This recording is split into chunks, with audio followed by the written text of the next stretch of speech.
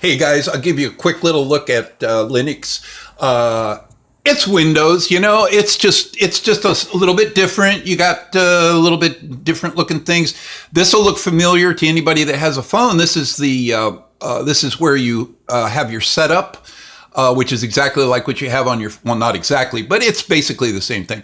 You have folders, which you can move around and drag and drop and make copies and make shortcuts of. So that's exactly the same. You have, of course, Windows. Here's Google. Let's see, I'm running Firefox at the moment, which I'm actually kind of liking. I won't say I like it better than Internet Explorer, but anyway, you got tabs just like that. I can open up here's my primary email, and runs exactly the same. Anything that runs on a standard web browser runs just fine in here. Ironically, it's sounder, it's quieter. It doesn't sit there and churn away at my hard drive. I'm not being checked for what I'm doing and that sort of thing, like Windows does. I don't know. It's a little bit clunkier, I would say, than Windows. Windows is a little more flashier. Than this is. There's a few things that are a little bit clunkier, guaranteed. But it's reliable and it's skinny on the resources. You don't load a program and wait 3 minutes for it to churn and churn. No, the programs, they're very quick, very, very efficient. And then you've got what they call the GitHub, which I have not learned yet, but that's where you can get all of your software and applications and stuff and junk. So, they're both the same, but Microsoft is going down a road that most people that know computers are just saying, fuck you, get the fuck out of our face, Microsoft. They've done one too many. And with Windows 10, it's basically an operating system of nothing but checking what you're doing, watching what you're doing, all of those resources and time and effort into what you're doing and marketing. It's a marketing operating system. Then you've got FOSS, free and open software. FOSS, free and open software source or something. I forget what FOSS is. Can't think of it right off the bat. You can get everything that you can get. Oh, and I run, one thing, Windows Word. Okay, you know how you've got the whole thing. This is Libra, and it's LibreOffice, I don't even know what that is, Libra something. I think that's the graphics, LibreOffice and Libra, probably Word. I think it's LibreOffice Word. Anyway, so this looks like this, and it's just exactly. I did the contract for the kids for their work in LibreOffice. Here, I'll show you there. Here it is. See how fast it came up? I mean, that just came right up.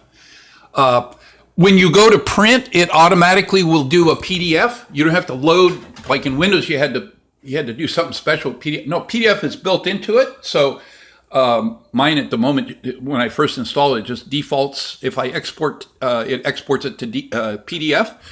I haven't installed my printer yet. I still have a lot to do with this, but I can tell you from direct one-on-one with Linux, I'm running Ubuntu, which is a flavor of Linux, but I am running Linux. But Ubuntu, I can tell you, it's going to do everything that Windows does. Maybe a little less flashier.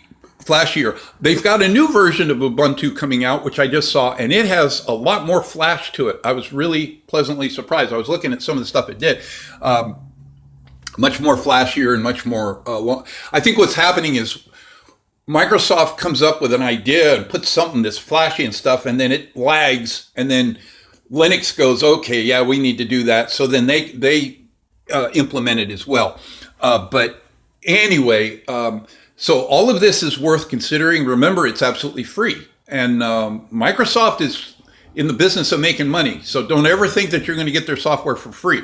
You may get their software for free, but there will be backside ways that you're going to pay for it, if for no other reason than the fact that you're going to be marketed heavily, and your privacy goes right out the window. That's another thing. Security, Linux, which is based on Unix, the best security ever. They have individual permissions on individual files, so things like viruses and stuff can't do what they do with Windows and all the updating and stuff. And then the other thing, Windows, every time it updates, because it's got security flaws, what does Windows have to do? You got to reboot it. This very, very once in a great, I'd say about once every 10 times it updates something, it does require a reboot. But it's kind of nice that it updates. The updating is exactly the same as your phone, because your phone is Linux. It's a much lighter version of Linux. But the way that your phone updates and stuff, and it's the same thing. And your phone, every once in a while, if you'll notice, you have to reboot your phone, or it'll automatically reboot during an update. And you don't have to update. I know Bobby doesn't like to update, so you can turn all that on and off. You have that as an option. Anyway, so there is a very brief little bit. What else can I show you? Here's Ubuntu software, and I have not even gotten into this, but it's just got all sorts of stuff. I have no idea. Audio, video, games, graphics and photography, communication and news, productivity, which is my favorite, productivity. Let's see what it's got. PDF shuffler. I have no idea what any of this stuff does, but it's all your usual crap. It's all the usual stuff that you can make it, for doing stuff. So there's plenty of software out there. Not as much as Windows. That's a given. Windows has far more software products out there because they make money at it. So the software you get here is all free. It's all FOSS, free open source software.